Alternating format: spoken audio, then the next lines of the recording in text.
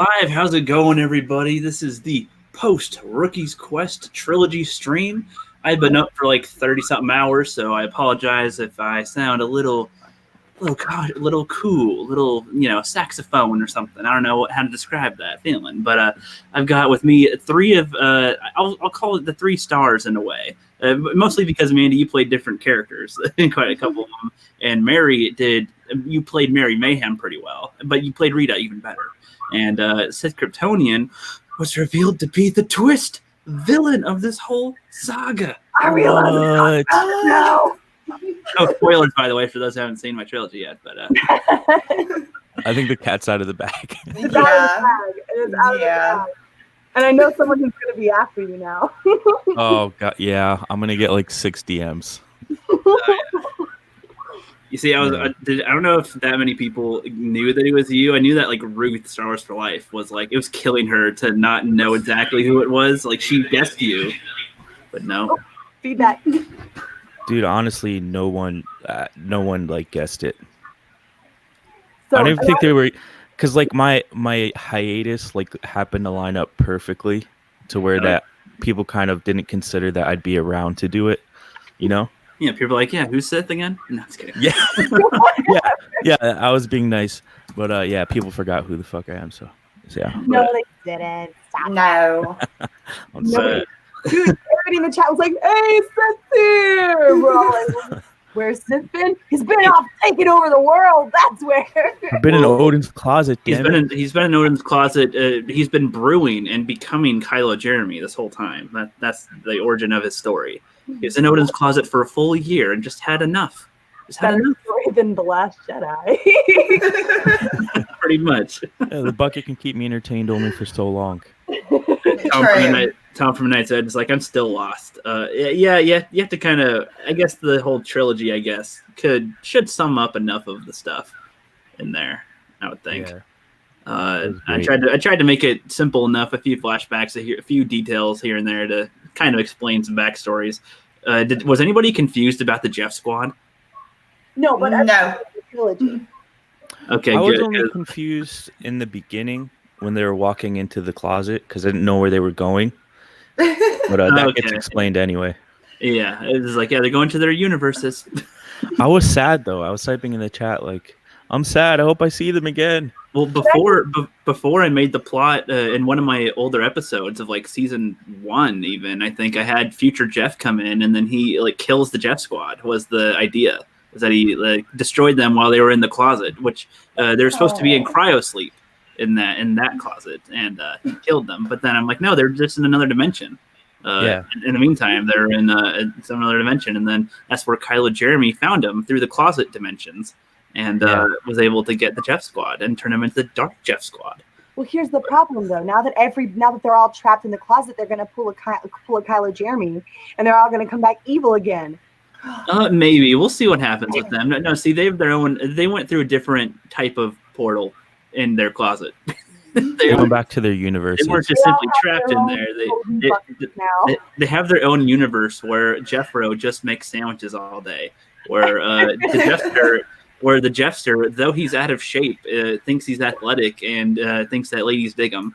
And then there's Jeffy, who's a Star Wars lore maniac and who has a raspy, deep voice, even though not really raspy, but deep anyway-ish. Which is annoying to do, by the way. But I'm going to say hello to the chat real quick while people are here. Miss Sarcastic Nerd, what's up? Thanks for coming by. And again, thank you for your second take in the trilogy. It was really good. I can't wait. See, I don't know if I'll really show your bloopers of your first video. I don't know. I'm still on the fence on that. Stig, what's up? What's up, dude? And then we got Shellback. Yeah, see, he's one that I forgot. Like, I had him in part 2, but then he was also supposed to give me energy, and he filmed the scene for that, but I just kind of forgot to put that in there at the end because I have so many files. I have so many folders and files, and people's recordings are sometimes all on one or they're spread out. So. You've been up for like how many hours now? 30 something. You're crazy, dude. You're a savage so far. We got proper Jiggity Jeremy. What's up, man? I haven't streamed in a while, and since I'm on vacation now, by the way, everybody, I have a week off from work, I might just do some streams or some videos here and there. I'm free to chat if people want. If you guys have projects you want to do, I'm free now for a bit. So Awesome. yeah. And then we got 19K Fox. What's up, man? Got Midnight's Edge. Yeah, he's like, now what's this? Now what's this? Tom. Yeah, Tom, if anybody doesn't know, from Midnight's Edge, played the head tomato of the Game of Tomato trilogy, the mustache tomato, to be more specific. Which is funny that I named him Head Tom, and then his name is Tom, the guy. That was a coincidence. I didn't plan on that, but it works perfectly. We got Will Gentry in the house. What's up? He says nom nom nom nom nom. I think he's making fun of you, Mary, on that with the popcorn. And oh yeah, it was your birthday a couple days ago. Happy birthday, Mary. Happy birthday again. Yeah, Bear Nerd Fun. We got Ryan Kennel. What's up, man? Yeah, here for the party. What's up? Well, I don't know if this is a party, but I'll try. I'm a tired boy. We'll see. Open-minded movie man. What's up? I planned on giving him. He's a dedicated person when it comes to skits and stuff. He would have been really cool to do more things, but I just that was more my fault for not being able to write more stuff for it. I had to rewrite episode 2 like 12 times, and it was like, okay, so you can do this part for somebody, and they're like, yeah, I can, and then it's like getting closer and closer. It's like, never mind, I can't really do that much. Maybe I could do one line. And I'm like, crap. Okay, so I'll do that. Then I need to change this part, and then like Jeremy left the High Council, and I was like, oh no. But so I was like, okay, I could still do a scene around this. I could still make it work. I could still make it work. I'll make it. They don't even show up as part of the thing. It's like, oh man, you mean magic don't work in this universe? What the hell? Oh yeah, it was great, man. And Noe Neophobic too. His little marine scene in the woods. That was unexpected. I was expecting him to be in front of his computer and just do a simple scene like that. But now he has ATV. He has a buddy that would hold out the camera. He had a microphone thing set up pretty well, so he could still hear the audio. So it was awesome. I really enjoyed that. Yeah, that was so cool. The sound effects. Or was that him? That was him. He did those. I did not add those. Dude, cheers to No Way for the effort. Dude, Yes. right? That's one of the things that I love most about my project. Like, see, from my point of view, I don't know how all of you feel like when I approach you guys to be in my trilogy or to be part of my skit. Like, especially you, Mandy. You didn't even know me, really. And I'm just like, hey, do you want to say, hey, can you, here's my energy. And, hey, can you struggle for a bit? I was totally down, dude. As soon as I got it, I was like, yeah, we're doing this. This is awesome. So yeah. Okay, no, I was totally down for it. It's like, I imagine some people are like, what the hell is this guy asking me for to do? Like, what the hell is this? And then I don't know. So I'm glad that people are enjoying it. But one thing I love is that the talent that I found with it. Like, so many people are very talented. Mary, you've been hiding your acting skills. What the hell? Dude, I messaged Mary after episode 2, and I was just like, oh, so you're just going to outact me on Rookies? I felt special. I was playing the villain. She just shows up and just makes me look like I'm just a piece of wood. Whatever. You're just going to show me up, Mary? Oh, by the way, in the chat, can we have a vote on who is the best actor or actress in The Rookie's Quest? If you want, it's okay. I'd say you can pick some people. There's quite a few choice ones. Even Katarn stepped up in that last one. He just sent me his last night while I was editing, and I was glad he got it in. 2, he really impressed me with it, and he did a lot of his own editing. Thank God. Oh yeah. Oh wow. Yeah. It was fantastic. Dude, cheers to Katarn. He was epic. Absolutely, he did a wonderful job. And can we all just take a moment and appreciate drunk 3PO? Yes. Poor little Georgie. And my dog was gone. It's like, what does this have to do with YouTube? Yeah. So what's actually funny with that was that, so when I had that scene in mind, so I was done writing episode 1 and 2, the first couple drafts of those anyway, and I was like, okay, for episode 3, I kind of want to give my fellow YouTubers like 2 minutes, like to kind of showcase either themselves or tell a story that's either emotional or they can make up one that's something, whatever. It's 2 minutes, spotlight on them, And I was hoping for the emotion, but so I liked when Mary sent hers in first. I was like, oh man, this is good. And then Drunk sends his in next, and it's like, oh, little Georgie and his legs, and then he kicks him up, and the little doggy, and Georgie can do it, you can do it too. And I was like, okay, I don't know how this is gonna mesh well. But then Sith sends yours, and then Katarn sends his, and I'm like, okay, in the right order, this works perfect. Yeah, like two pretty heart-to-heart ones. And he's like, oh, I had a dog. It's like named Georgie. And the guitar, kind of brings it back a little bit to the seriousness, but it's like, good enough to get you hyped. So I'm like, okay, this is like perfect flow. It was awesome. Yeah. No, Drunk, you did not mess it up. Drunk, he says he messed it up in the chat. You did not. You made the scene, man. Drunk, see, Drunk. This is the thing with skits. There's no real direct way that it needs to be. It's pretty much just I'll give you a guideline on how I kind of want you to be, and then you figure out how you can do it. That's pretty much how everybody did their part, as far as I can tell. If everybody did exactly what I said, then it probably wouldn't have been as good. You worked out. You got to put your own flavor to it. Yeah, it worked out perfect. Like we all ended up doing like dramatic stories, and then you just come in, Georgie. He made that scene, man. He made that freaking. He did. Yeah.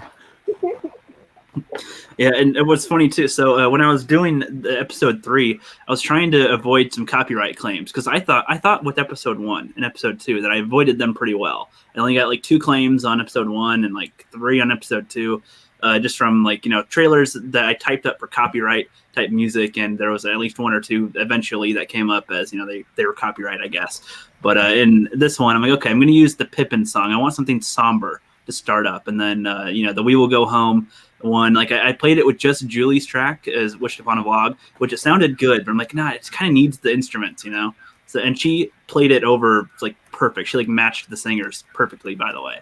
And so I uploaded the video as it was to YouTube like at midnight. And I was like, okay, nobody's gonna see this real quick. I'm just gonna have it up for like 1 minute, see if it gets claimed or not, like if it'll be blocked. I don't want it to be blocked in other countries.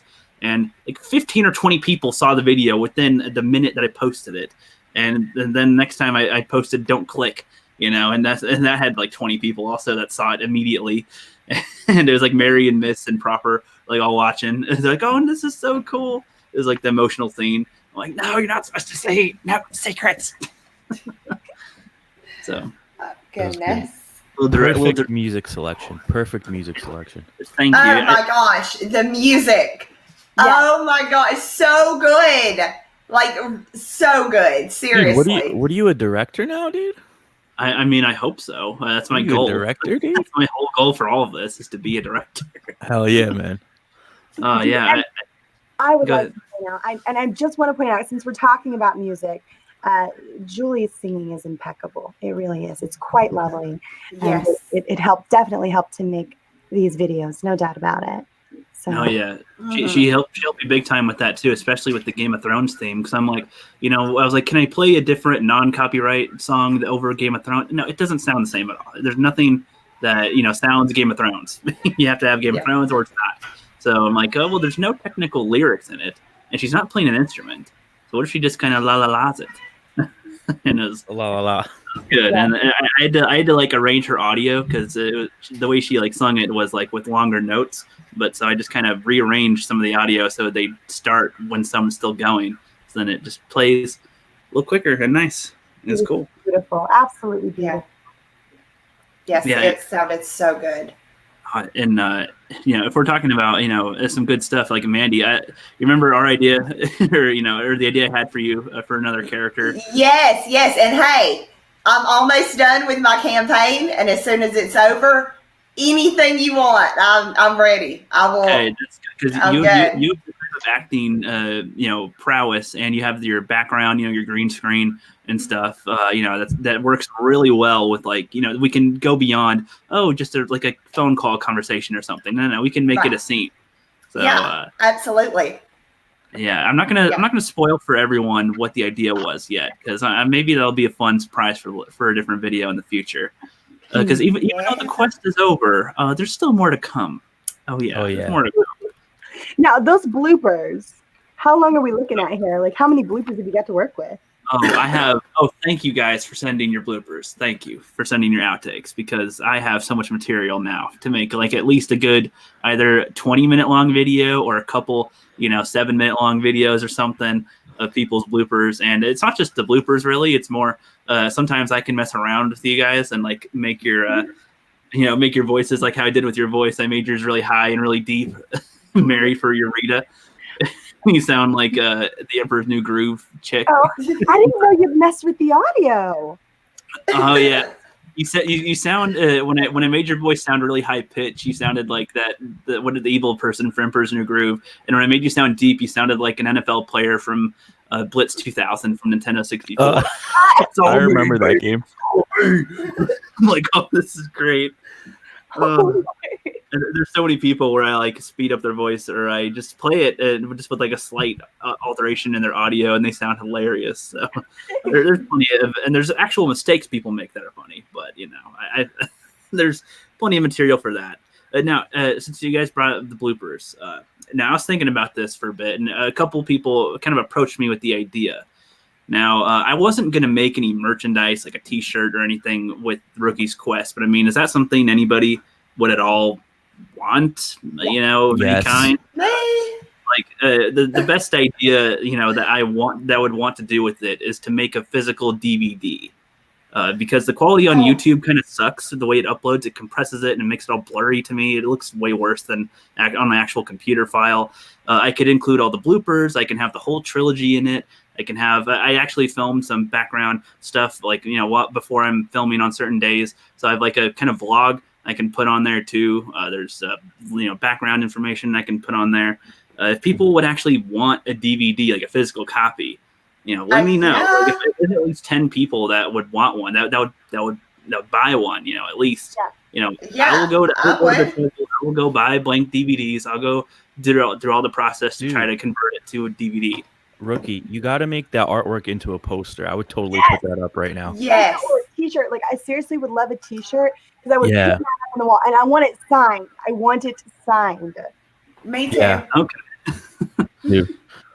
That'd be cool. Yeah. Well, and I could have the artist sign that too, big time. Because Craig, or I forget her actual name, but I'll make a video specifically about the artists that made the Riot Kitty did one, Drawing for the Fun of It did one, and Craig did one. Craig did the main one.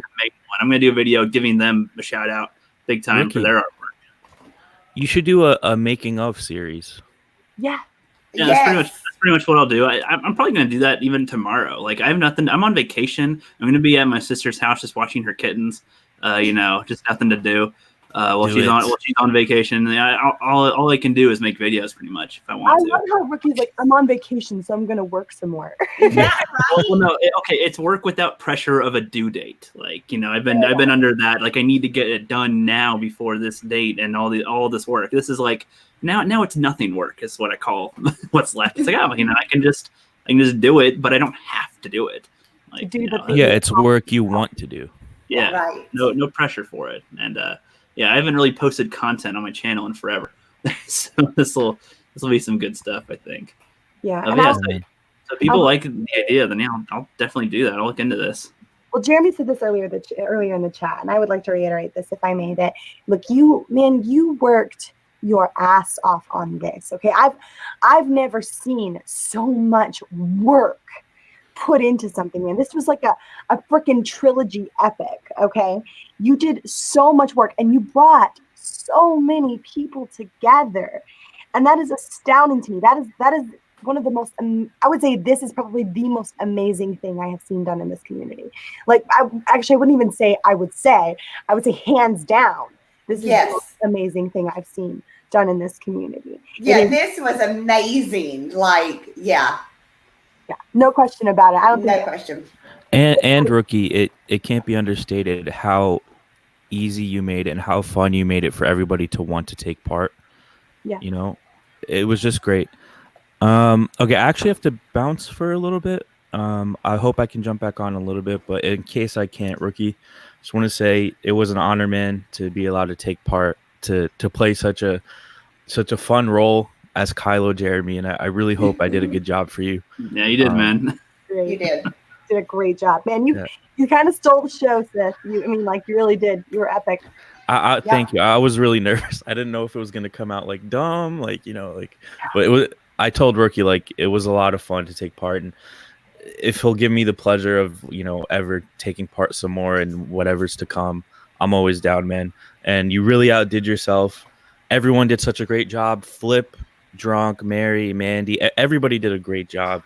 There's so many great fun moments that I think that we're all gonna look forward to watching back for years to come. And you really, really did a great job, Rookie. And I don't know, it was an honor to be allowed to take part, and I look forward to what you do in the future.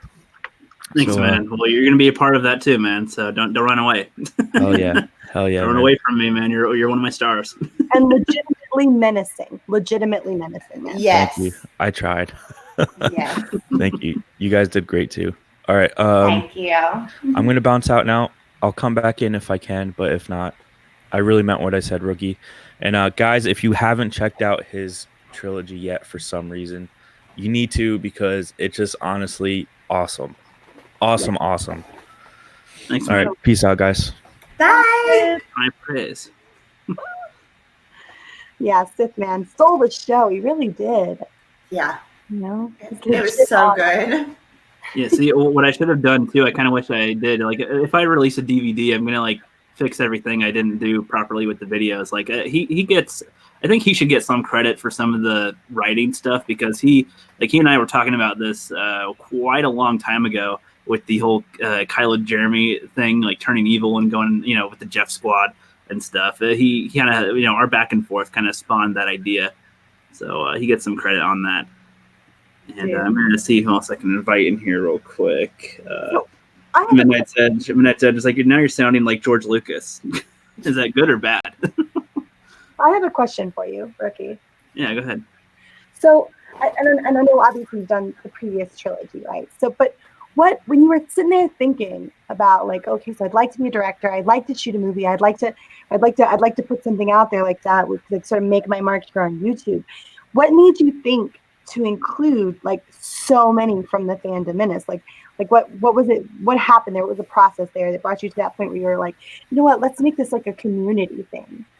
Oh, that's actually a good question. And yeah, this can actually be kind of an interview thing. It's actually better because I don't know what else to talk about point to point. So yeah, that's a good way to do it. So going back to when I first started YouTube, before I even started YouTube, I was kind of struggling to figure out what I even want to do with my life. Kind of like the typical, I have everything I need, but I don't know what to do with myself type of thing, and I was like, okay, I knew at some point I wanted to do movies. I'm like, okay, film is good, but I'm like, okay, let me write scripts.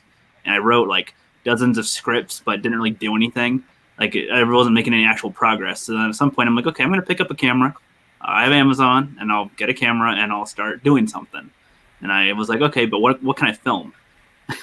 And then I ended up, okay, I'll make a character called Jeffrey. He'll be the business one, and I'll be the the straight one or something. The fun one or something. And so I made that character. And then because there's nobody else here to act with, nobody else here to do anything with, nobody I know is really into film in that type of way. So nobody else would care. So I had to do it on my own anyway. So I made a few other characters, and then when it came time to the Rookies Test trilogy that I made last December, it was kind of like I was interacting with, Jeff the Iron Wolf, Black Angus Reviews, Flipped Out, Kryptonian, some people every now and then, and I'm like, hey, I've done all these skits this whole time, reviews. Why don't I see if I can somehow involve other people? You guys might not like the Nostalgia Critic or Channel Awesome or Blockbuster Buster or any of those guys, but that's kind of where my whole skit ideas were inspired from, was those guys. And I've seen that they always did crossovers with other YouTubers all the time. So that's kind of where that idea came from, was involving YouTubers. But I'm like, okay, how can I do it in a way where we are in separate rooms, but we can still kind of interact? A phone call is one way. The way you position the camera and the way you act toward the camera is another way. And, voicing things are a way to get other people involved. So it just kind of started to form together. Radical Jawa was the guy. I was starting to experiment with stop motion with my Star Wars action figures a little bit. Poor stop motion, but still. And I'm like, hey, they're just kind of standing around, not really doing anything. That's kind of boring, And I was streaming with Radical Jawa on some of Kryptonian's Senate streams, he's got this, like, you know, he can go from super raspy voice to, you know, oh, what are you doing over here? You know, it's like real, he can just change his voice on the dime. So that kind of gave me the idea of like, hey, you do good voices, you know, you should voice characters. Oh, what do you know? I'm doing stop motion now. You know, maybe that'd be kind of cool if you do that. So when the Rookies Test Part 3 was coming out, that's when I'm like, okay, how can I get as many YouTubers as I can to give me energy, you know, or something, or to help me out to be in the thing. And I'm like, okay, in Dragon Ball Z, that's where, you know, giving your energy to the Spirit Bomb, you know, and Goku says, give me your energy, guys, you know, so they can make a huge energy blast to beat the enemy all with everyone's power combined, basically. And that's kind of the idea. And I'm like, yeah, they just kind of show a montage of people around the world. And I'm like, hey, what's the difference between that and YouTubers? You know, show a montage of people giving their energy or something. And then when it came to Rookie's Quest, I mean, like by now I'm kind of like, well, you know, I'm not no complete rookie no more, you know. I've done my Rookies Test trilogy. Now it's, you know, many months later. How have I improved? Let's find out. And pretty much, in a way, Rookies Quest, everything I do is a test. Like everything I do, I try to push myself to see what else I can accomplish or how I can do it better the next time I do it. So, like everything was a test, pretty much. Everything I do. And yeah, so that's basically how I came up, you know, with having it be a community thing. And with the Fandom Menace, you know, as we keep on going with it, you know, and Comicsgate too, in a way, you know, the more things that we do together, the more everyone feels involved, I suppose, like when we accomplish something. Mm-hmm. So I kind of like that feeling too. And I'm like, if I can make people feel that in a skit and something that other people would go, what are you doing? This silly little skit. It's like, yeah, but it's not just a silly little skit anymore. Like it's involving a lot of people's time, effort, you know, people's singing, people's, you know, creativity with their voices, acting, you know, writing in some cases. There's just a lot that goes into it from everybody. Well, and I think the Rookie's Quest, as it were, it embodies the notion of it, right? The very idea behind it is sort of the embodiment of what it is that we're all doing, what it is that we're all fighting against, what it is that we're all trying to accomplish here together, right? And so while it may seem like a silly little skit to a lot of people with, you know, spirit bombs and firepower and you know, a guy punching himself from across the screen, that's not what this is about. At the end of the day, this is an on-screen depiction of the real-life battles that we are all fighting here on YouTube, and it sort of brings it. It's obviously it's a tasteful, artful depiction of what it is that we're doing, right? But it's the embodiment of that struggle that we're all facing here within our own communities. What we're trying to do to bust away from the mainstream entertainment in order to give people options, in order to give people something else to look forward to, because what we're being handed currently is garbage, right? And so it's a beautiful depiction of that. It's really, I mean, I was moved. There were moments where I was legitimately moved between the music and the acting. It was really wonderful. Mm-hmm. Exactly. It was great. I mean, I could not believe when you first sent me the message, when you said, and I've got a couple other YouTubers going to join in. And I was thinking, okay, there's going to be like 5 of us. And then I watch it and I'm like, oh my gosh, how many people are in this? It's incredible. And you didn't just pull from one like community. You hit just everyone. I mean, and it's so awesome seeing everybody come together to do it, you know? Yeah, I'm glad that's the feeling everybody got. I mean, that's the thing too. I mean, Fandom Menace is one thing, Comicsgate's one thing, but it's like with me personally, I'm with a lot of the fandoms, but it's like I want like my content to feel like anybody can be a part of it, regardless of whatever it is. Like, because to me, it's just film. Bottom line, like it's film. That's the bottom line. So entertainment, whatever, doesn't matter. I wanted to get Peyton Swanson in this as well. She was in my Rookies Test one. Now she really hates Geeks and Gamers nowadays. She hates that Star Wars girl and them. No, doesn't really like the Fandom Menace or anything. Thinks, you know, oh, we're bullies and stuff. But you know, she has some interesting takes sometimes on her things. So you know, I appreciate some of her perspective on things. And it would have been kind of cool to have her, like if someone like her in this also. That's like on like complete opposite spectrum of, you know, fandom, to still be in it to get, you know, coming together anyway. Yeah, right. The ability to agree to disagree and still respect one another. Yeah, pretty much. But yeah, and there was what's funny. There's so much more I had planned, like that's left on the table or like that I wanted to do with certain people that couldn't didn't have time to, or something. Like, you know, it's summertime for a lot of people. It's also sometimes extra work for people, or it's summertime, so they're with their family the whole time. They can't just send them off to school and then have time to do stuff. So like I didn't consider any of that when doing this. And I'm not a parent myself. I'm 25 years old and I don't have kids or anything. So like I have no idea how that plays into someone's schedule. And I'm learning that now with some of this. I mean, okay, you have this amount of time, these many things. Okay. And I don't know, I'm still not sure like on how like I should set due dates or how I should direct people. Like say, hey, can you get this to me in a week? Or should I say, can you get it to me in a month? Like some people do better with a month. Some people do better with a week. Like if they let it wait, they'll wait till the last day. Or if they, you know, I don't know. It always varies. Well, I think you handled it pretty well, honestly, because I'm one of those people who, you know, give me a month and I'll try to get it to you within a week, right? But I do understand that there's some people who like the deadline makes them do it, right? Some people are better with like the pressure, and some people are better with like the planning, right? I do think you handled it really well, right? Because at the end of the day, the pressure of needing to get it in within a week, they still have that at a week to go, right? Like, yeah, well, and I pretty much said every due date I set was a cushion due date. Like I told people like back at the beginning of June that the due date was July 20th. Yes, for everything. I remember that. And I'm like, no, this episode 1 wasn't going to go out until the first week of August. So yeah, I kind of planned it out that way. I kind of wish I did it to where it was, until it would go up to the last week of August instead of ending now, so that I'd have that one extra week in between. But then again, I don't want to drag it out either.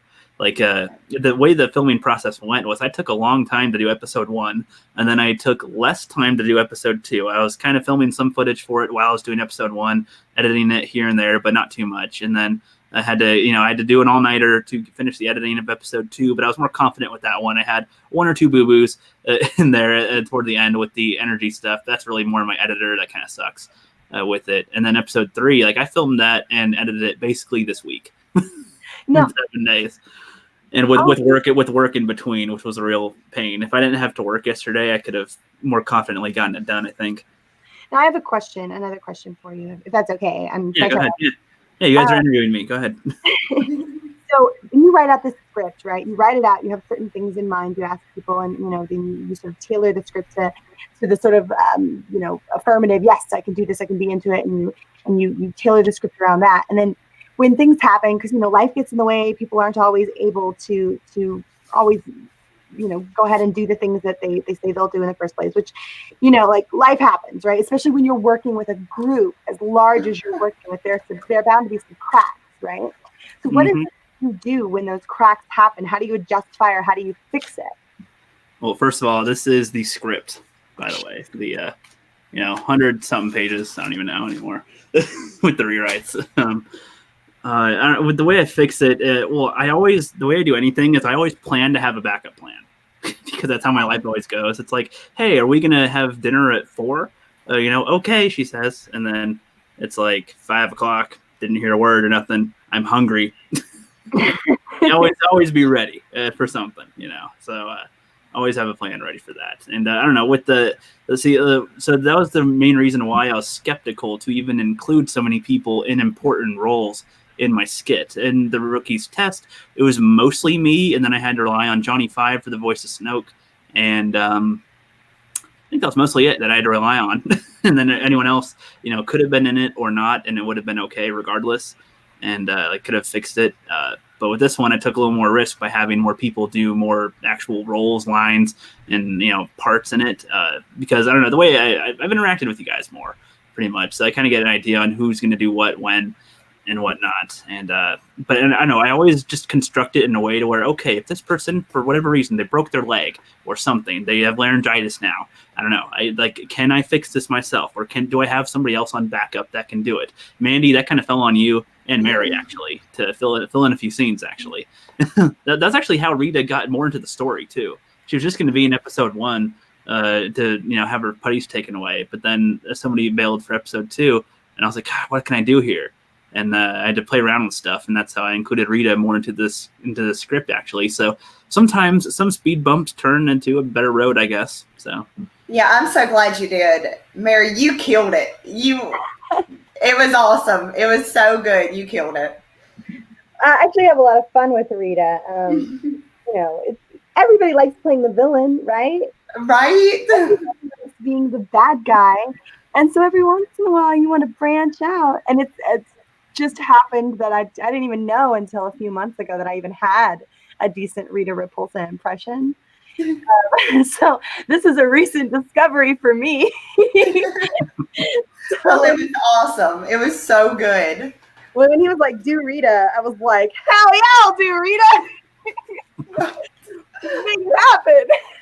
Well, God, and you see, if I would have had more time, and if I would have been able to plan more along with that, like I was going to go as far as like this. I think would be funnier to have if I could have gotten like a Lord Zed toy, and you being a life-size Rita, and then have a toy-size Zed, and if I can get somebody with the type of voice, like I get the Power Rangers, the type of deep voice or something to do them, that this would be hilarious to have some type of back and forth, you gotta get the rookie critical from the mask or something.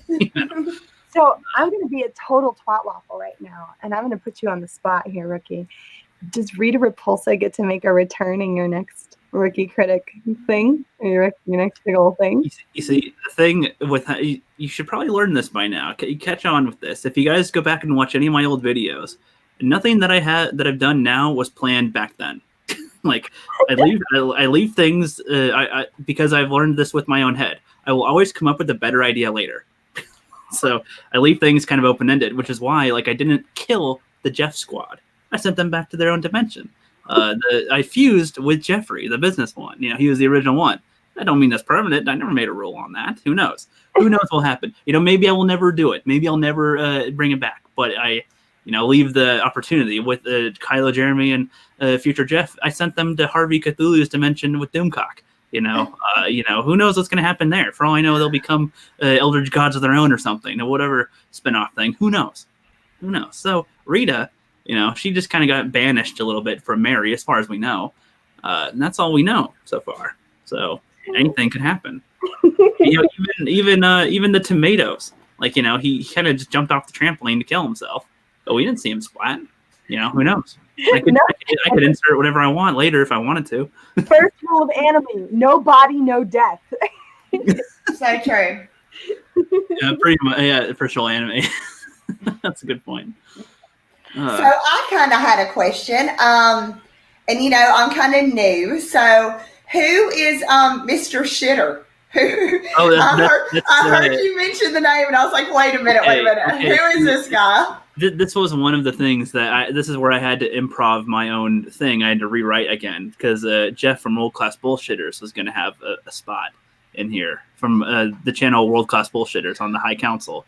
He said he was down, but but I don't think anybody saw him going to California, hanging out with Jesse and getting sick and everything. So he really wasn't able to do anything in the last couple of weeks towards the skit or whatever. So I had to kind of improvise around that. But I still thought I'd leave that line in there instead of saying Jeff Hicks. I'll say, Mr. Shitter. That's awesome. A role's better in that moment, right? Yes, that was great. Overlord Doomcock, the God Empress Jesse Milestone, our All Father Odin's Movie Blog, and even Mr. Shitter. Like, it just rolls. Mr. Shitter. It was so funny. I was not expecting that. Oh, yeah. See, and that's what's kind of funny with mine. See, I don't know if people were, if like a person that doesn't pay attention to pop culture were to watch this, would they just be like, what in the hell is this guy smoking? Like, what is he doing? What even is that? Or would they be able to follow and kind of catch on and go, okay, I think I understand what is going on? Or to just be total, what the hell shrooms did they put in his food? What'd they feed him on his pizza? I don't know. No, you're my fellow writer over there, right? Like we both, we're writers, right?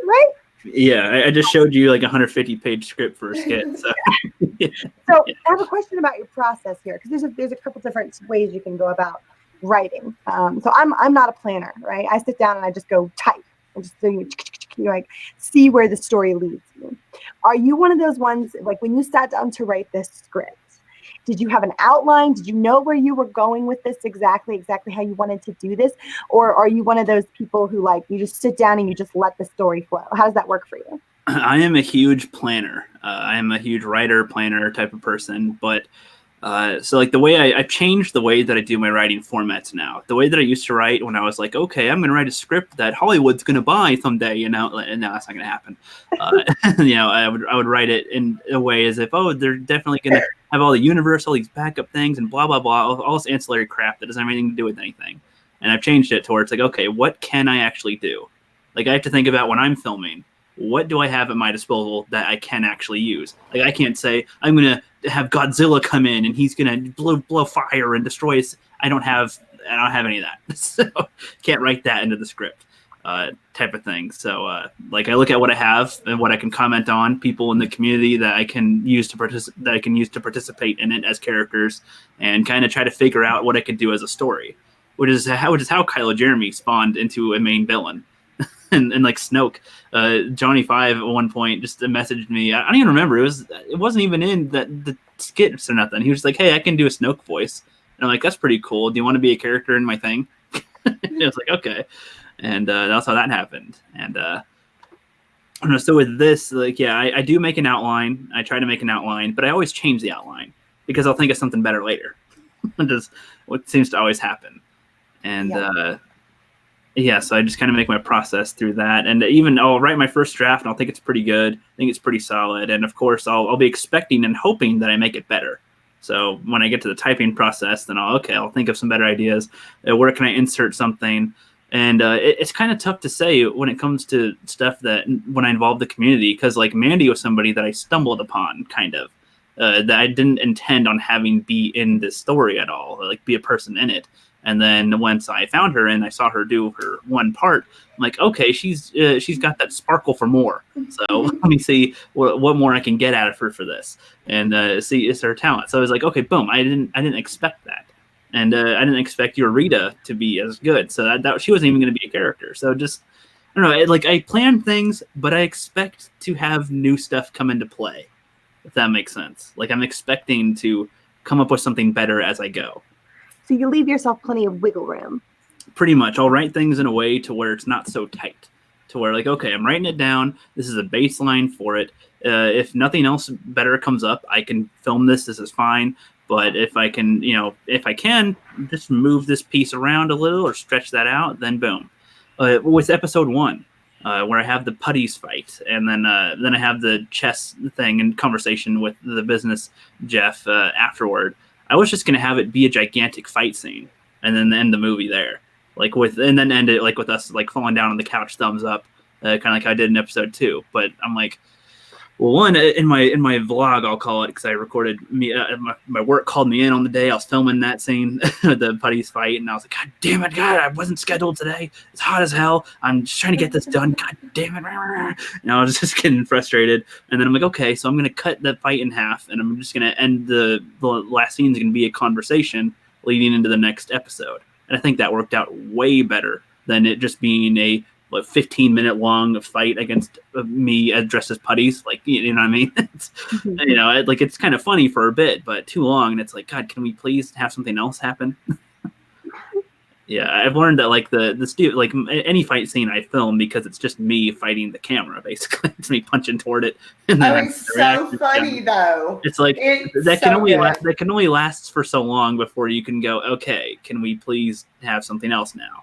So I try to write all fight scenes to be less than 3 minutes long now, so that there can be dialogue and like progression of story or something along with it. That's why in part 3 of this, God, this was going to be like a 10-minute long fight scene between the NPCs, negative reviewers, everybody. Like this is going to be a huge epic battle. But I'm like, you don't need to go to that scale.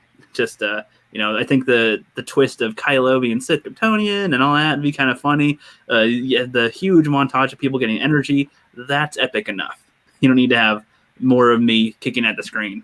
So, well, I will say it's really cool the way that you do it, because I hear what you're saying, and I know what it is. We're not stupid. We all know what it is. It's you kicking at the screen. It's it's back and forth between yourself essentially, right? But at the same time, the way that you shoot it and the way that you sort of line everything up, I guess that's what you would call blocking. I'm not a director, but as I understand it, that's essentially blocking, right? It never feels that way while you're watching it. It definitely feels incredibly cohesive, like I'm watching two characters duke it out, right? Like I'm able to be immersed enough into what it is that I'm seeing on the screen to never feel like I'm seeing Rookie punch the camera and then Rookie fall backwards. Does that make sense? Yeah. Do you agree with that, Mandy? 100%. 100%. I love the way you do it, the way you set everything up. It's great. You're awesome. Seriously. It feels like nailed it with this. It feels like there's different characters interacting and different doing stuff. It's not just like, oh yeah, that's Rookie again. It's like, no, absolutely no. You have different characters, and as watching it, you see the different characters. I accept that there's different Jeffs running around. You know, I mean, they're all different to me. So yeah, it's awesome. Thank you. Thank you. Well, you take time and you do work with it. You are very careful about seeing to it that when you're doing it, you depict them as different characters. You make sure that there's a change of wardrobe. Each one is defined by a different personality, right? Like even though you don't necessarily like change the voices or anything, although Jamal is hilarious. Yeah. Even though you don't change the voices, you definitely go about depicting that these are different characters. We never see them as just you. We definitely see them as versions of you, obviously, because that's what they're meant to be. Right. Yeah, except for Rex and Darko and Jamal. Yes. Those are Naga reviewers. Those are not Jeffs. So let me ask you this, and I'm sorry, I'm not trying to like run the interview. So Mandy, go ahead. Yeah, both of you. You guys have questions. Yeah, you're good. Did it ever occur to you while you were pulling us all together for this? Because I'm so thrilled to meet Mandy. I can't see straight. She's just such a I'm so happy to meet you too. It's true. You're such a darling, and I got to meet her through this, and I got to just sort of experience the shimmer that she is on screen and the personality that she has, and then I got to get a chance to kind of look up and learn who Wart was, and just this fantastic person sitting over there. Did it ever occur to you, Rookie, like the kinds of relationships that you would facilitate being built through doing this kind of stuff, through bringing all this community together? Because we meet each other when you do stuff like this. Did that ever occur to you that would be a side effect, or was that intentional? Was that planned? Well, I mean, if you look back at when I, started communicating more with people on YouTube, like I've been trying to bring people together in a way. But I can't control how people interact with each other, on something. As far as I know, people think, oh, I did lines for a skit. I'm going to watch that video, and then that is it. Like, I have no idea if people are invested or not half the time. But I'm glad to see so many people invested. Honestly, That's way more than I thought would actually want to sit through and watch the whole thing. Even Jeremy watched the whole thing, the whole episode 3 anyway. Like, that was crazy. I'm like, wow. And Tom, Josiah, they all watched the whole thing pretty much. And Josiah watched the whole series, I think. That's good. That's high praise to me. And I'm hoping people interact with each other and talk and whatnot, because like through me doing this, like in my head, I'm like, okay, I'm never gonna do another huge energy thing again. But I might make that a freaking annual thing for all I know, where people got to give me energy. Okay, it's about that time again, guys. Give me more energy, okay? Because I talk to more people and I try to get new people in here too. There's probably a lot of faces on there that you guys don't recognize, that are really small channels or that are brand new or different areas of fandom and whatnot that are around. And I'm gonna make a whole video with the proper links and credits to everybody. I did not have time to make a huge good credit thing for this video, but I love Abu on that. Abu wrapping it up like a beast at the end there. That was pitch perfect. Yeah, Yes. but I felt like that would be a good closeout. I wanted to have Snowdub do an original one too, but I know he's been real busy with a lot of stuff going on in his life. So yeah, no.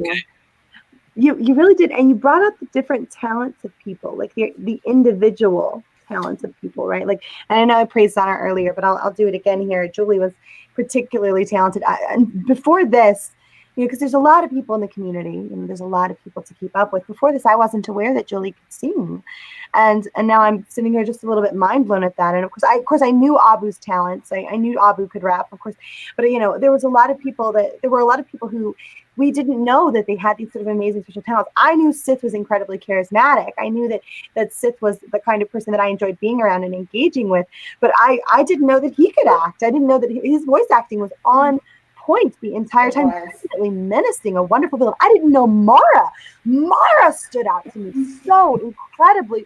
Like, she was legitimately sexy and menacing and gorgeous and perfect the entire time. So many people really stood out to me, and you brought that out in them. You even, as I understand it, you even like re-recorded your own scenes at points to sort of facilitate other people's talents. Yep, pretty much. And I really liked discovering that with people. I discovered artists, musicians. You guys probably didn't know, but Exaggeration Nation Jesse, buddies with Drunk 3PO. He did guitar for at least 3 scenes. He did the music for 3 of the scenes. He did one of his songs was in episode 3. I know I used one of them in episode 2, one of the more mellow tone ones, and I don't remember if I used his 3rd one that he gave me, but I might have. I'll have to double check my credits that I wrote down if I used it. But yeah, he's really very good on guitar. Fanatics of Film, I learned through this that he can play guitar also. Like, I don't know how good he is with it, but he's pretty good, and he loves to act.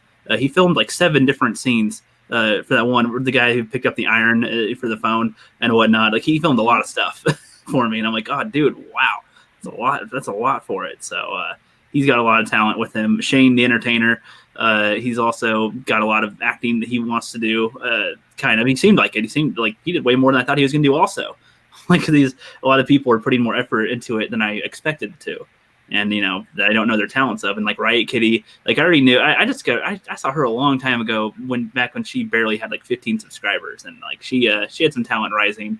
She was a new YouTube channel back then. She's gonna grow to be pretty big one of these days, I bet. And I had her draw the Game of Tomatoes art or whatever with the Game of Thrones thing.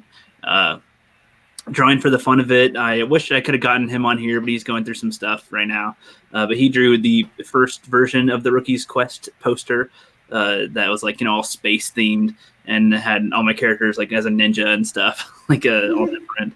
And then Craig, Nerd. I wanted to have Nerd Wonder draw. I wasn't sure about her artistic skills. I wanted to see if she could draw one of my covers, and she's like, "No, why don't I just point you to a friend?" Okay, sure. Points me to this girl, and then she takes one of my sketches and then kind of does a rough drawing thing of it, and it looked different than a lot of her other drawings. So I was like, this is really good. Wow. And so I just let her go with it more, and it was worth it. So definitely glad I did that. And I liked seeing that new talent, like talent that I didn't know of before, that other people might not know of before, and try to expose it, like get the talent out there. Right. And it's like Bandit Incorporated. He voiced the Timmy Doe, the second most talkative tomato in the Game of Tomatoes thing, other than the mustache one. Like he's a big channel. It's got over 100,000 subscribers, but I don't think as many people in the fandom minister are aware of him. It's like he's a really talented. He does his own series. He did his own Star Wars series, like with editing that was really impressive. A lot of voice work, and so it was cool to have him on this project too. And I rambled on there for a little bit about stuff, but I can give people praise all day. I said, Mandy, you seem like you could go either full giggity, like girly with it, or you could just like, see, I haven't seen you go dark yet, but that'd be something cool to test or something. If you go a little more dark, because you seem just more upbeat and stuff with it. Yeah, I'd like to see reverse sometimes, where it's like, no, you're not the frilly one. No, you can go dark. I'm down for that. Well, fun fact about us rednecks is we can go either way on the snap of a finger, right? Like 1 minute we'll be cooking you some food and telling you to sit down and take your shoes off, and then the next thing you know, we'll be like, okay, get off my lawn. Yeah. Yeah, it flips. Southerners.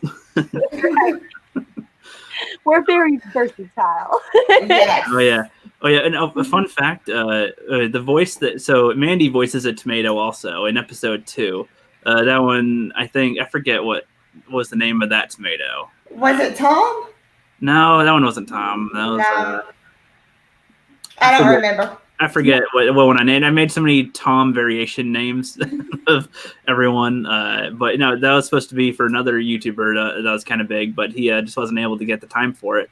And I was like, okay, well, let me see you do it. It's just funny because it was intended for a male voice. And then it's like, oh, thank God it's, Jesus Christ. That's the fandom, not with the fandom menace. It's even better than I could have imagined because it's not what I imagined.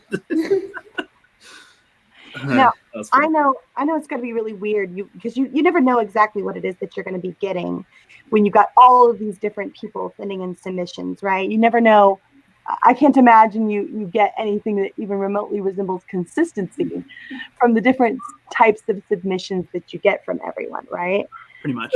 If you could make one request of people who are sending you submissions, what would that be? That would be do more than one take. Do more than one take. Yeah. Please give me an option. or a second would be make sure that the audio sounds good. Because sometimes they do it on their phone or somewhere else, and then it just sounds a little more shadowed, and I have to turn it up to volume to max volume, and that still might not even really be enough for it. And it and then the more I turn it up, the more bass it has, so it doesn't sound as good. I'd say, but there's quite a few things. Yeah, Mary, I was thinking about using your clips that you sent me as an example on a perfect way to send submissions because you did multiple takes, you had stops in between them, you edited out your own outtakes and put them at the end. That was good. That was really good. That was just convenience on my end. I'm not gonna lie, I wasn't being particularly thoughtful of you there. I was just trying to keep my own stuff organized. So yeah. Forward, I knew what was what and where was where. I'll probably screen share or something when I clear out my stuff. I had to, so for files, think about that. Think about the files I have to save. So it's I'm getting files from 100 people, and sometimes more than one from specific people, and some are audio, some are video, some are from email, some are from Twitter, some are from wherever the heck else they're sending from. And I have to have folders to keep them. And I have different episodes where I have cameos in mind. And then I change up my script a lot to accommodate for people. And at some point, people get mixed around or lost somewhere. I feel kind of bad because in episode 3, no, there's seriously 10 people that they were in the trilogy overall. They were in the other episodes, but they did an energy line also that I just totally spaced and forgot because it was all in the same file, I think. So I didn't really think to go, they're not in the energy file, so I forgot that they did those. And when I'm on my not sleeping in 24 hours brain, then I'm really not going to think about that then. I'm oh, nope, I got everyone, I think. Yeah.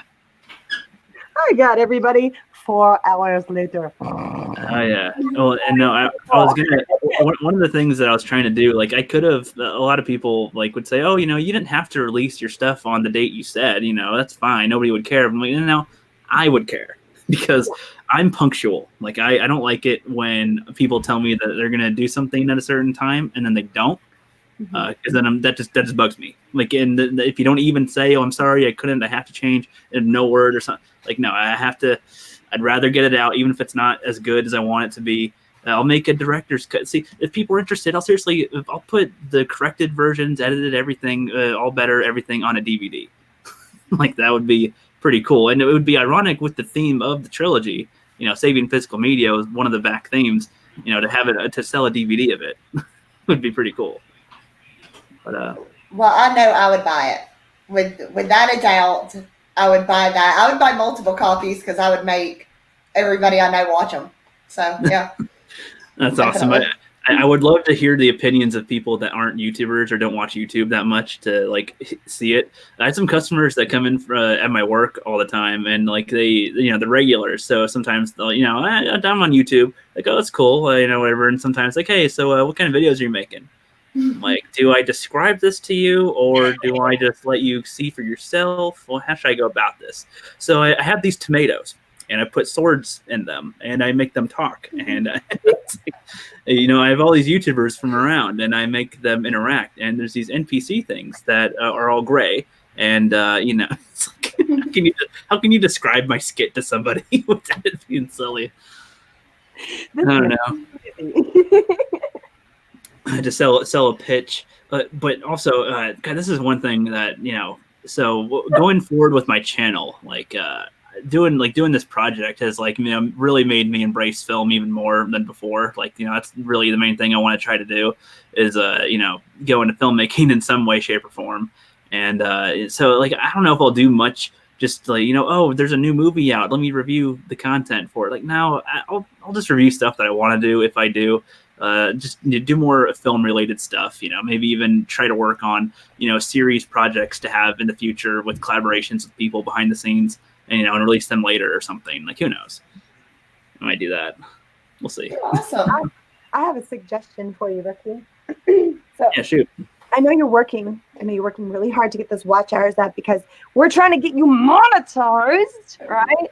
Yeah, I'm almost there, and with everybody watching the Rookie's Quest stuff, that's really been helping. It's shot it up big time. I think, I think it's less than 150 now that I need. I think. So, have you considered? Because I'm hoping you'll do a monetization party, like so many of us have. Have you considered maybe as a giveaway for that, giving away a physical DVD copy of your trilogy? No, that's a good idea. No, I didn't think about doing a monetization stream thingy. It's not a bad idea. Yeah. I mean, I personally would go ahead and bring up as many accounts as I can to win that one. Just, spam the chat with all my own bots. Mm-hmm. Yep. I'm pretty sure Proper would have you beat there. Probably. Proper's got 12 different accounts. So yeah, man, a signed copy giveaway, make it special. Yeah, that's not a bad idea. Oh, okay, that's reminded me. Yeah, so I do have a budget on this, by the way. I did spend I did kind of keep track of how much money I spent on the project. Now, I'm making some estimates here because I don't actually know what I should give or take away for some of it, but it's around $500-ish I spent on the trilogy. Jesus. Seriously? But some of that goes to the artists, for the art and stuff. Some of it was for I count some super chats, for promoting, marketing a little bit. Okay, Rookie's Quest Part 3 is coming out, next week. I count that as sort of part of the budget. Fair enough.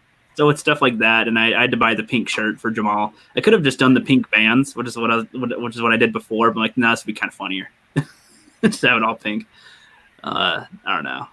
The mustache. The mustache was $7 for the tomatoes, and the tomatoes were $20 per thing. I had to get 2 rounds of tomatoes because they expire after a week. So, $40 on tomatoes. Jesus.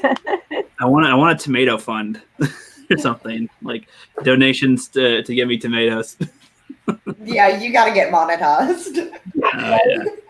Definitely. I'm almost there. Jeremy at Geeks and Gamers said he'll talk to me if he wants because he's surprised I'm not monetized yet either. He's what the hell? He's what the hell, man? So we're working on them watch hours. And if I may, because I know Rookie won't do it himself, guys, if you're in the chat, do Rookie a solid tonight. He's got several playlists. Leave the guy a tab open. Leave his stuff running so he can get himself monetized. Because look, he's been in this game a long time. He's been working his butt off, and he does so much for this community. This trilogy that you saw here is his second one, and he has spent countless hours bringing this community together. If anyone deserves you to leave a tab open for the guy, just so he can get his watch hours up, so he can monetize all these soy boys and all of the hate. Yes. Right here. See, I'd say if anything, go open up a tab and watch the Rookie's Quest trilogy. Yeah, absolutely. Give it another watch through. It's worth it. It's fun. Yes. That's almost 4 hours of content right there. Yep, I will have my tab open tonight with you running. We're gonna get you monetized. I'll watch you every night. Much appreciated. It's awesome. Much appreciated. Yeah, and I've been thinking too, when I did make a Patreon, by the way. I do have a Patreon, but I haven't presented that out too much yet because I'm still kind of trying to figure out how I want to do it because I like to, I don't want people to just donate. I want to give back too with them. I want them to feel part of the process, and I feel like with going forward with filming stuff, I'm hoping people would want to donate at like $10 or so, even if that's just funding a project. Like, this took quite a bit out of me, a little bit. My mom was like, what the hell are you spending your money on that stuff for? I'm like, it's a project thing. And she's like, well, how much money you make on Patreon? I made like $60 so far. And I guess that's a start. So I'm like, okay, that's showing progress. Good. It is something. It is something. Very soon. All this work, man, it's not gone unnoticed. We No. here. Yeah, and I'm gonna show more of the work that I didn't do with the bloopers. I mean, there's so many takes that you do with this stuff, and it's like, okay, it's a secret with the fighting scenes. They get kind of tiring after a while. Just swinging your arms, just swinging them around, and I'm like, I don't know any actual like karate moves or nothing, so I'm literally just going, hua, hua, hua. Like, what sound would somebody make swinging their arm at somebody? And I'm like really trying to think. I'm like, do they just not make a noise? Do they just go like breathe? Like, do they go, oh my god, like Power Rangers or something? Like, I don't even know. No, you say you don't know any karate moves, but look, I don't know what it takes to know how to do what it was that you were doing with that bow staff there. But I couldn't do it. What was that? Well, I don't know. I was just doing random stuff. The staff, you're just swinging it like the spinning and everything. It looks legit.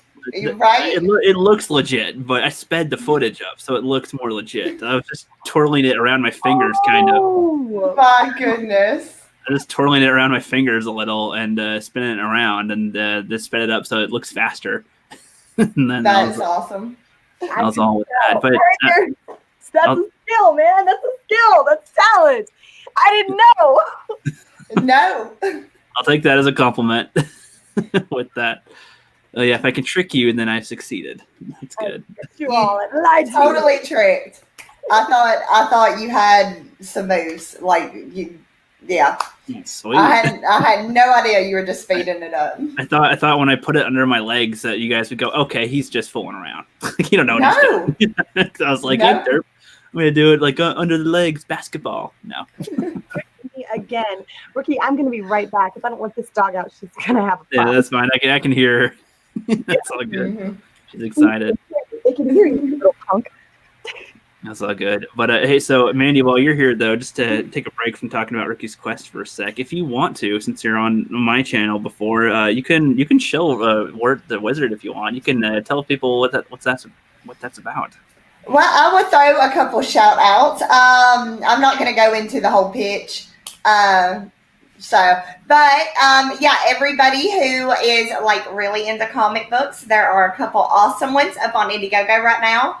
We have my book, Wart the Wizard, that is there right now. If y'all see the shirt I'm wearing, this is Ordana. This is another book that just ended, but he is in demand. So everybody go check that out. There is some original art up by Peter Gilmore on that one. So I'm trying to make sure I don't. Okay, Vinny Tortomella has a book, Through the Woods, that is on Indiegogo right now. That's another awesome one. So yeah, y'all go check out some of these comics on Indiegogo because they're awesome. Hell yeah, I agree. At some point I wouldn't mind buying some more comics myself, but I do got to kind of budget out my money a little bit. There's been some you cool got tomatoes. You got a tomato fund going, dude. I totally get it. Yeah, well, it's like I'm gonna be going to school soon too, again, and it's like I'm trying to make my work understand. Like, you can't call me in anymore. Like, I'll go to my scheduled days, 4 days a week, and I will arrive there. I'm punctual with that, and then do my school stuff, and then that way I'll be able to plan out my YouTube stuff as well. So I don't have to like fully sacrifice something. I can even it all out across the board, and that's what I want. I want the consistency back, so that I can actually do this at a pace that it works and maybe have a consistent type of YouTube schedule at some point, along with school and work, and not interfere with each other. Right. Yeah, because I know like last Friday you had that problem too. Like, you were like, okay, I'm going to premiere, and then you were like, oh shit, they just called me into work. Yeah, pretty much. It was like they never schedule me on Fridays, and then they scheduled me on a Friday, and I'm like, seriously? Today of all days? Really? Right. Yeah, so I was really disappointed with that, and that was after an all-nighter too. Like, and I'm just like, okay, I'm gonna go to work, but I'm not gonna shower for you. I'm just gonna go and all stinky, man. I don't care. It's Subway. It's Subway. Who cares? I used to work at a Subway. Oh, really? I did for like a year. How long ago was that? Oh gosh, 8 years, 9 years, maybe longer. It was forever ago. Ancient, yeah. Ancient times, yep. It was right when they did the, what was it, like 5 for $5 or something. That's when I quit. Is when people were coming in ordering like 10 subs at a time. $5 for long. And they're so specific. Like you'll be putting the pickles on, and they're like, "I would like 4 pickles, please." And I would like. And I mean, it's like, come on, you can pick some off. No, You're see, just messing with me. With me, it's not really their pickiness. It's more like their stupidity. Like they'll be like, you know, hey, can I get everything on there? I'm like loud and clear, and then they're like, well, I don't want that on there. Like you said everything. They're like, so everything except for blank. Okay, and then okay, anything else you don't want on there? No, I'm good. Okay, and okay, sauces. You know, you can just put some mayo on there, and they sound done. Like okay, so we're done, right? No, I want salt and pepper on there too. Yes, and then you got to go all the way back to the other side to get some of this stuff that they didn't tell you once you're at the It's like they'll do it at such a weird pace that I'm like, why are you speaking like an alien? Because right. Or they'll be like, I want half of a foot long, please. I'm like, all right, that's fine. Somebody asked if they can get double a 6-inch. That's all right. That's fine, I guess. I get people to go, can I have regular bread? I'm like, I don't know what bread you eat on a regular basis. You know, half the time, if I sold more wheat today than white, then that's technically regular. I don't know. I can't read your mind. Or they used to get me with the getting mad about they would ask for a foot long, but they would want 2 separate sandwiches out of it. They would want you to cut it in half. And they were like, okay, I want a foot long, but I'm going to want 2 different sandwiches. And I'm like, I can't charge you like that. And they're like, yeah, you can. And I'm like, no, I can't. And they're like all mad about it. And yeah, I actually had somebody ask me for 2 different kinds of bread, but still wanted to be charged for, I don't know, people are nuts. It's just how with us, it's like if it's the same bread and the same meat and they're 2 6-inches, you can technically charge that as a foot long, but that's like the only type of scenario. Any other change of meat or bread or anything? No. Right. Yes. Hi. Oh my gosh, you're so pretty. Look at you. Oh, look who's talking. So gorgeous. So hi, guys. Sorry, I had to turn it on. I really wanted to turn it on because I forgot my camera. Jeremy sent me this today. So am I clear? Oh yeah, your new camera. Oh yeah. Yes. I got my new camera today, and am I clear at all? I don't know how I look over there. You're clear. You're really clear. It looks like the light from the computer's quite bright on you, though. I'll say. Yes. No, that's a problem. I'm just pointing out that your like face is bluer than it normally would be, instead of it just being straight up clear. So. We can't turn it off. It glows. Is all I'm saying. It glows. I glow. You glow. Try this. Is that any better? Yeah, you're fine. It wasn't an issue. I was just saying. I'm just pointing out what it looked like to you. You're so bright. I got shades. Oh yeah, indeed. Huh. So excited, but Rookie. Seriously, man. No, I don't know what you guys were talking about. I just sat back down. We're talking. She used to work at Subway, so we're talking about Subway stuff. How people are dumb customers. Pretty much. I'm the dumb customer. Oh. I could imagine you going, "Can I have a large sub?" A large sub. Just kidding. I know what a foot long is. And when I want extra pickles, I want extra pickles, not just a little pickles. I want a handful falling out of your hands because you got so many pickles. No. I want that chicken teriyaki. Oh yeah, okay. Best. That is the best. So, Subway people. Subway people. Oh yeah. You both worked at Subway then. Yeah, well, it's like, God damn, it's really not that bad a job, really. It's really simple. It's easy enough, but it depends on the people you work with and the people you interact with that affects your day, pretty much. Like, I had this one dude one time, it was on Christmas Eve, like 3 minutes before I close, which is usually around when I lock the door, but they got in real quick. So I'm like, okay, whatever, I'll serve you. A couple of people were in line, whatever. You don't prep that much when you're not open the next day because food will expire quicker when you do that. So, I didn't prep any olives or nothing. And I was like, no, I'm not going to make any olives. So we're at olives. and he's like, "What the fuck?" He's pissed that he cannot get olives on his sandwich, and he had it loaded with everything except for the olives because we were out. But he was like, "I should get my sandwich for free." I'm like, okay, either your life is so great and this is the first time you've ever had an inconvenience, or your life has been the worst and this was the straw that just broke the camel's back. You haven't had olives in 25 years and you just wanted to have that one taste, the one thing that might happen to your child, and I just ruined it for you. Is that the story? Or if not, grow up, dude. Like, you'll live without having 3 olives on here, you know? It's okay. Going around picking up people's day with olives. Yeah.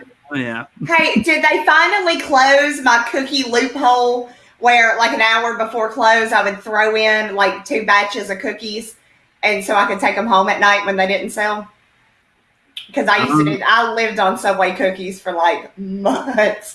Months of Subway cookies. I mean, technically, they say they're okay until like 11 a.m. in the morning, and then you could toss them out. But if you ever did just kind of take them home, as long as you write them on the waste sheet, as far as my Subway's concerned, they don't care.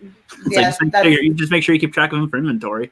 You know? Yeah, that's what mine did too. But I would make a ton of cookies and bring them home. The way people act with cookies are like, if they're not made within the last 2 hours, they're garbage. Mm-hmm. That's how most people seem to act with cookies.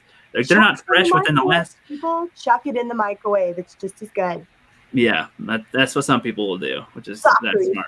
I've had somebody too where it's like I just took cookies out of the oven, like immediately out of the oven, and they're like, I want those cookies, and I'm like, you do know how like physics work, right? Like a doughy mushy cookie just came out of a 900-degree oven.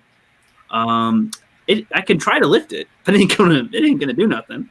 Yeah, and it just ended up giving her like this melted goo of cookie, just Jello basically in a bag that was like leaking the chocolate. I'm like, here's your cookie. You know, she's like, what the hell is it doing that for? Like, well, then it hardened. Like I said, it don't work this way.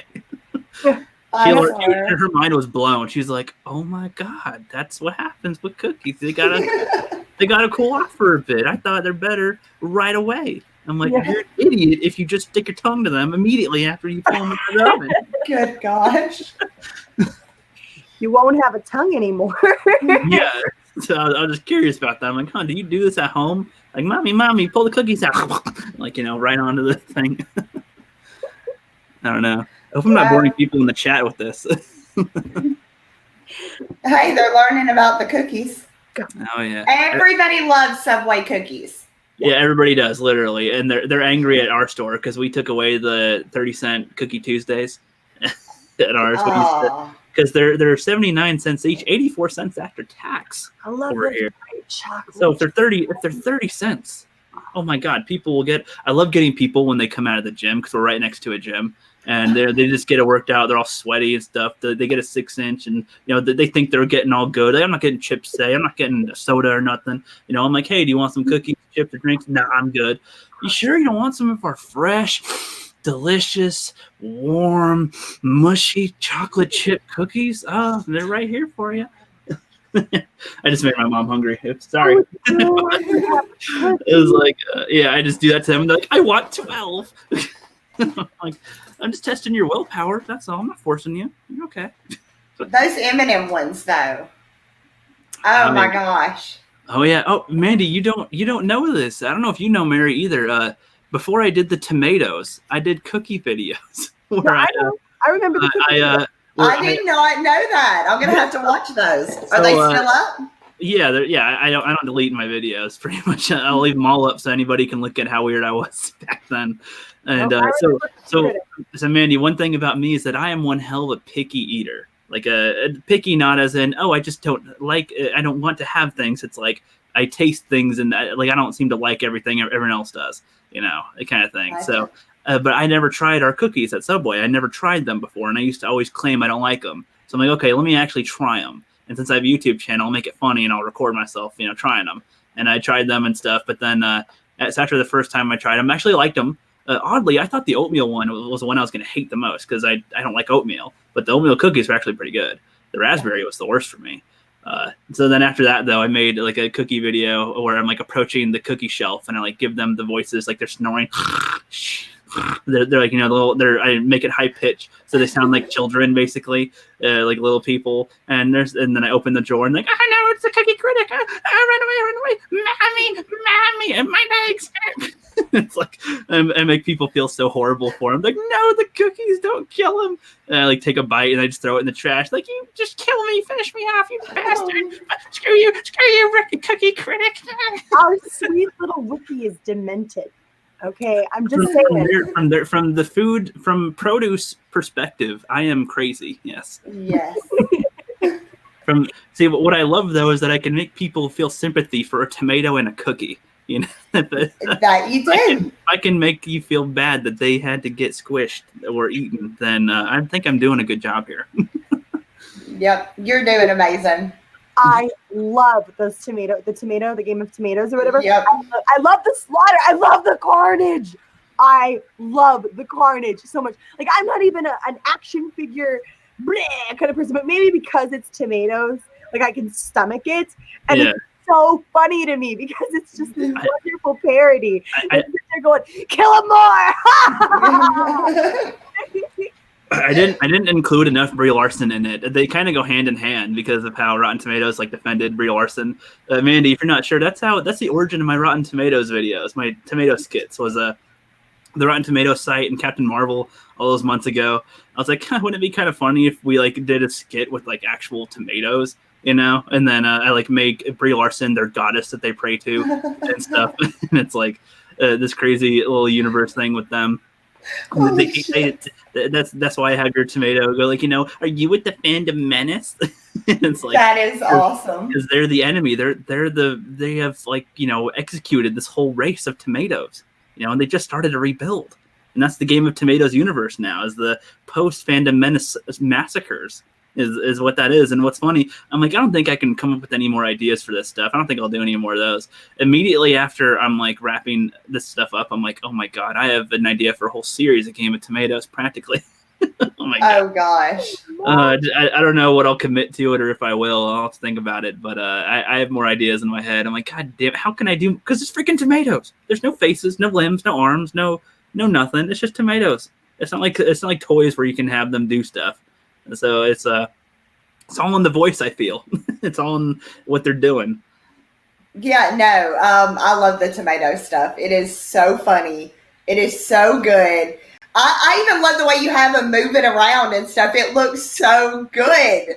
It's visually pleasing to watch these tomatoes get slaughtered. They're visually pleasing. That is really high praise on that. Thank you. Yeah, what's funny, I showed my nieces and nephews that too. They don't really understand what's going on, but they like what's going on too. They're like, this is funny. I'm like, do you even get what's happening? No. Don't care. It's good. It's hilarious.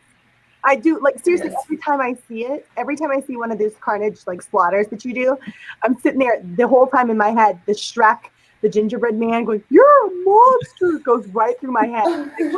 See, but now I'm at a point though where, as far as slaughtering them goes, I can come up with countless stories for the individual tomatoes having voices and doing their funny little stuff. But as far as ways to kill them, I need some fresh ways, because like I can't even set them on fire. They don't light on fire easily. If you guys don't know, dousing them in gasoline. I think if I had some gasoline that I could, or lighter fluid, that'd be good. When I was filming them, I was out of the lawnmower gas, so I wasn't able to do anything. Like, what about a cherry bomb, like a firework? Stick a firework in it. If we sold them around here, that'd be cool. Oh, but you can't get them there. We're one of the areas where dumbasses blow off their fingers and they go. Well, not even that really. No, it was more not last year, but the year before. There's some dumbass set like a humongous fire, that raged the West Coast, and so fireworks are not so hot over here. Gotcha. One asshole ruins it all. But fireworks would be excellent. My God, that'd be amazing. That would be great to just run some deck cord and put a whole bunch, like core out the middle of the tomato, right? Run some deck cord through it. Put like all the little firecrackers down underneath of the tomato. Run some, and then. Bleh, I think you know how to do this. You're like, if I had fireworks and tomatoes, this is what I would do. What's funny? Looking up to tomato slaughterings on YouTube, there isn't any. like there's like normal squishings where they just kind of stomp on like a barrel or something, or they like squish literally one through a machine or run one over. That's pretty much it. I'm like, are you serious? Watch my game of tomatoes become like some type of ASMR for people, like hearing the screams of them before they get squished.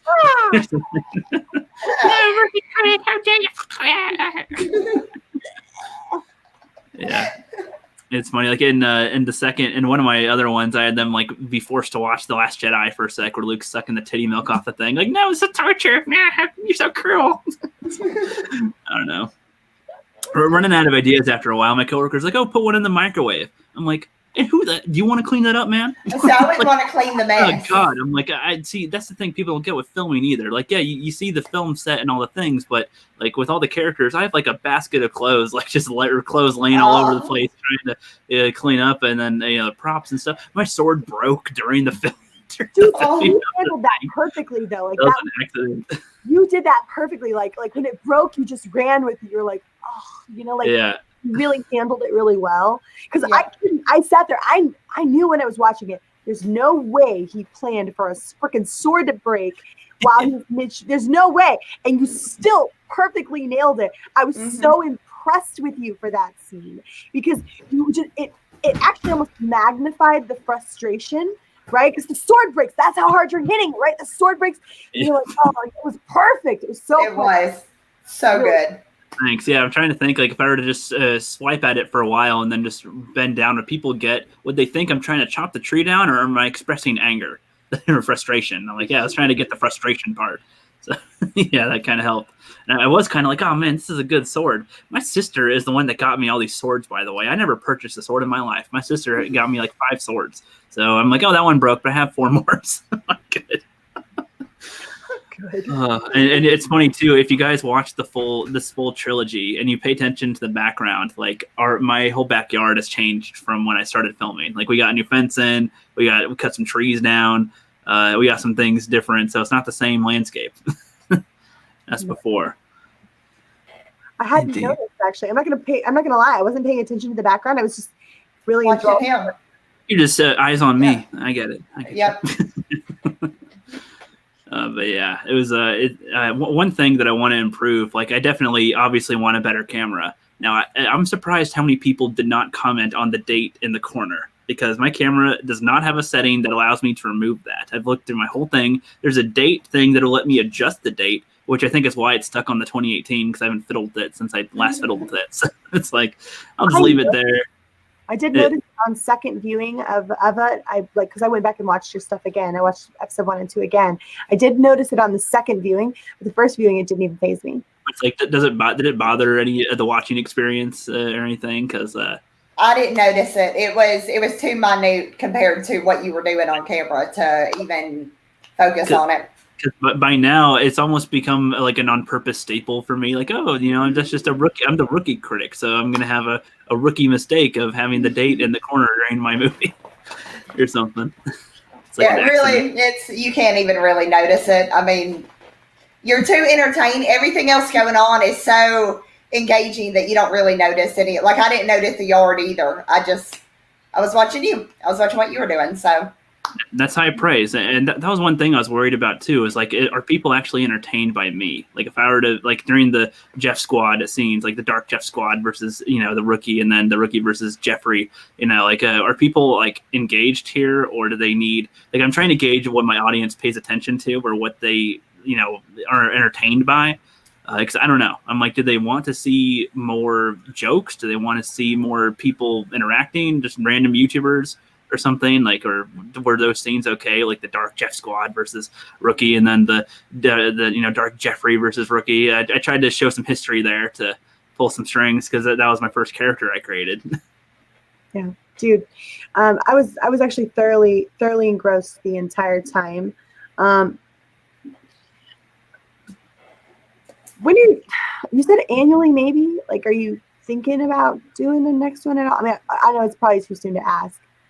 But I'm just curious, because you're getting better, like you're actually getting better. Your acting is getting better. So nice. I'm sort of looking forward to the next one, I guess. Like, I don't know. I may be weird, but I really love. Well, that would be insulting as well to say. I'm not that I think it would be weird to love your foot That's in okay, mouth. man. Foot in mouth.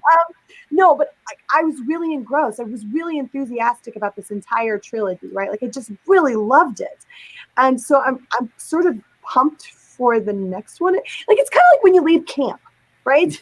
And you're like, I want to go back to camp. Like, does that make sense? Yeah. Yes. Yeah. See, well, so I would ask this question then. So, my idea, like when I did my last trilogy, that was around 6 months ago. So I could kind of go with this, do it twice a year type of thing, or do it kind of annually to do like the big epic, like the big. Well, I don't want to miss it because you've been kind of MIA. So, and I think it might be a lot for you, for any person really, to do this. Yeah. The way I want to do it going forward, if I do, is that in general I want to be trying to focus on more like making an actual film type of mindset, like trying to expand what I can do. You saw a lot more locations in this trilogy than I ever did in any of my other videos before. I'm a lot less embarrassed to be around other people filming anything. When I had the chocolate on my face outside during those scenes while I'm picking up the DVDs, like I'm walking by people on the trail. Like they're just like, oh my god, let's avoid that guy. That guy got all shit on his face, and why are they recording him? I'm like, just acting over here, I guess. And I don't know. So I feel like annually, because like when I made the release dates for this to be August, 9th, 16th, and 23rd, is that like I'm like, okay, it's the summer movie. It's like primetime summer stuff. We're not as entertained with the movies lately. Can we make something that we're entertained by ourselves? And that's kind of the main thing too. It's like I'm trying to get to a point where I can make entertaining content, like to where people will go, hey, do I want to watch this stupid movie that's coming out, or do I want to watch something from Rookie, like in the actual indie filmmaking? Because talking to Tom Connors and Nerdrotic, they kind of convinced me, or they kind of helped me understand that if I were to go to Hollywood or to try to get in with Hollywood, that all of my creativity that I have, all my type, would be maybe reduced to like 1%, and that would not be very fun. Do you guys hear the vacuum? Yes. Okay. Can you still hear me? Yeah, I can still hear you. Yes. But yeah, so I don't know. That's why like little videos, like I don't think I'll do little tiny skits anymore. I want to focus on bigger stuff. And someday when I'm past YouTube stuff and I have more experience with editing, I'm going to get Adobe back because they actually are offering for me to only pay $16 a month instead of 20 or 40. So I'll take that. It's a much better editing system than I have. Works much better with the special effects that I use. I want to try to apply actual film ideas. The stuff I do for YouTube is not like my actual, if I were to make a film, this is what I would make. Well, like sure. I have actual like script ideas and stuff. And Black Angus has actually tried to convince me to maybe look into making a comic book of one of my ideas instead. Because awesome. He said at this rate, like try to do your film stuff, but you'd be able to at least get an idea of yours out quicker via comic. And then if you try to pitch your movie idea, you have images and a story to show them. So I'm like, well, that's not a bad idea. So I might look into that too one of these days. Gotta get together. I have a movie script for you. Okay. Mm-hmm. One of your ideas? It's old actually, but I think it could be hilarious. It would need to be reshot. But yeah, it's an old script that I wrote a long time ago. It's actually quite funny. Okay, I think it's funny. I still think, Mary, we still need to set up this like our old script reading streams or something like because I don't know about you, Mandy. I don't know if you have old scripts or book ideas in your closet from back in the day that you're like, I don't want this to see the light of day. But if people were to see it, this would be pretty fun. Yes, yes. I have all of my Wart stuff from Wart the Wizard. I have D&D folders, more than I can. Oh, I played lots of D&D, lots of D&D. I got folders. Get along so well. I know. I have. I don't do a lot of like actual scripts like movies and stuff. But yeah, I have a lot of writing, lots and lots of writing. Yeah, well, that's actually good because I was thinking, and when I heard Mary had her ideas too, I'm like, one of these days I was going to try to just maybe read some of my older like book ideas from when I was going 5th grade, 6th grade, 7th grade, high school and stuff too. Like, I had some older ideas that I wrote down that are god awful, but my God, they're hilarious to see and read out loud. Like, we each read like a page from one of our old scripts before, and people were digging that. It's crazy to see how our old brains think and how the stories would go and characters. Like one of mine was literally called "Finally the Movies Are Coming Together." And I have like Alien and Mortal Kombat and Jackie Chan as himself and like just all these Resident Evil and just like all this random stuff all mixed together. And I'm like, this is going to be such a cool idea. And oh my God, it is an atrocious mess, but it's pretty funny. It's hilarious to see. I would love to hear you read it. I bet it's awesome. Yeah, like so I was thinking like it'd be kind of funny to have like, a script, old script reading days or old writing streams or something where we have a few people that have older ideas from, a couple years ago back at least. And then we read like a page or two each or something and, see what people think, see if it's funny. That would be awesome. Instead of reading a full script, I don't think reading that would be too much for my own brain to read my own full script. Reading 2 pages, I'd be like, oh God, I need a break. So yeah, I don't know. I think that'd be kind of funny. Yeah, definitely. That would be awesome. I used to put me and my friends inside of like the Star Wars universe, and my God, it was like really bad. And I was like, I read one of them. It was one of my first one. I think it was called Star Wars, the New Jedi or something. I don't even know. It was supposed to be between episode 3 and 4, so like post Empire, like is right there, and in between all that. And I'm like, no, on Coruscant, Obi-Wan is just chilling there. He's got a Jedi Academy all of a sudden, and there's all I don't know, I don't even know. I'm like, how the hell did I get to that conclusion? I think the main guy's name was like Joshua or something as like the new Jedi, and he's got like spiky hair. Was how I described it. I'm like, what the hell was I doing? That is awesome. Ricky, I hate to be a buzzkill, but I'm going to have to scoot here soon, hon, because I got to start prepping for shenanigans. You're good. We've gone almost 2 hours, so that's pretty good. Before we go to, and before you guys plug your stuff, I'm going to plug Black Angus Reviews in his back hole with he's doing the pre-Senate stream probably right now. Knowing him, he's going to go probably at least 3 hours or so. So he'll probably still be going for another hour or two after this. So go check him out. Go check them out. They have some fun there. And also, those 2 bald guys are premiering their new Rob Ross series. Yeah. Is Rob Ross or Bob Ross? Rob Boss. Rob Boss. It is going to be epic. Yeah, it looks so good. They are hilarious, and they're doing it with Flipped Out, who's also, if you think I'm dedicated to skits, he's just as dedicated, if not more. To at least the ideas. He's always one I can count on to do stuff too. By the way, he goes full hardcore with his skits. So I can't wait for their series. They've been talking this up for a while behind the scenes with me, and I might collaborate with them on some type of series in the future. Who knows? We'll see what we can do. But yeah, definitely check that out. They are premiering their video in like 5 minutes, I think, actually. So people go check out those 2 bald guys real quick. Mm-hmm. Their videos are usually under 10 minutes, so that'd be a good one to go check. And then later check out Mary Mayhem. You can plug yourself now with your Sure. Yeah, guys, Shenanigans tonight at 10 p.m. Eastern, 7 p.m. Pacific.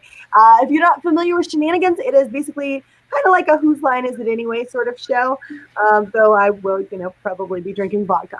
So just come hang out with us, and, we have a lot of fun, play a lot of games, and just sort of chill out, do a little bit of improv, and it's a lot of fun. So, yeah. Hell yeah! It's more than just that. Are you bringing on anybody new this time? New guests? So tonight, Robin, Tom, as per usual, Chris, Stig, and myself.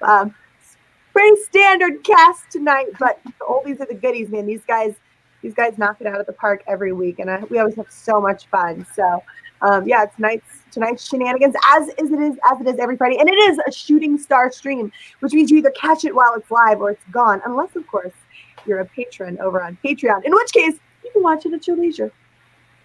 Oh, indeed. Yeah, you should check those out sometime, Mandy. They're very weird, but they're kind of fun. So. Definitely. Absolutely. It's like playing a game. It's kind of funny. A lot of people will watch like Steve Harvey and all them, and it's like, no, you can just play the game with Mary. So you can do those games right there. That's awesome. Yeah. Ricky was on last week. Bless his heart. After like another 30-hour day, he was on with us, and he still pulled it off, man. Yeah, I was pulling it out of my butt with the tired, but yeah.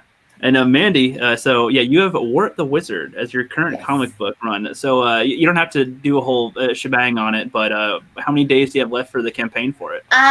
14, unless it's clicked over again, either 14 or 13. I don't know where I'm at right now, but about 2 weeks left, and so yeah, I'm fully funded. So everybody is going. This book is getting made, you guys. This book's getting made. So everybody go back and check out. I have Nan the Necromancer that just from John Hayes that is up now that you can also either purchase or add on.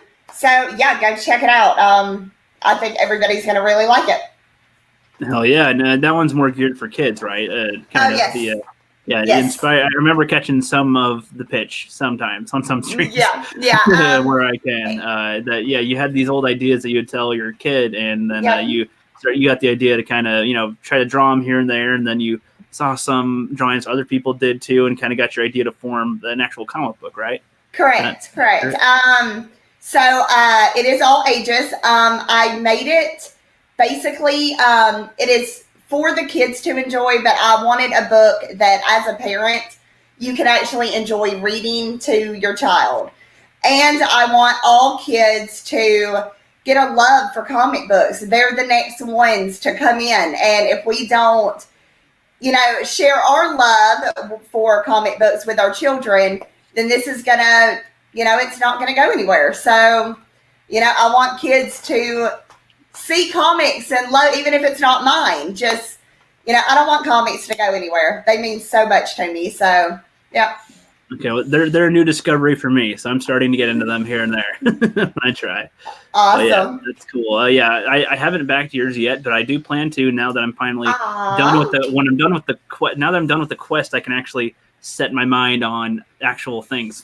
So I can, all my budgets and stuff. I have a comic budget now, so I can, I don't spend too much on all that stuff. Because I bought five Indiegogos like at the same time, and I'm like, okay, that's like $100 now. I cannot do that. So yeah. All right, but everybody in the chat. So was Mary and Mandy, and it post quest stream tomorrow and maybe this weekend. If it's not tomorrow, we'll do it on Sunday. I'm just going to do like a hangout stream. So, get to chill with my audience again because it's been a while since I've done any of that. And I'll be posting some bloopers from everybody and some funny stuff. You'll be seeing some more of that soon.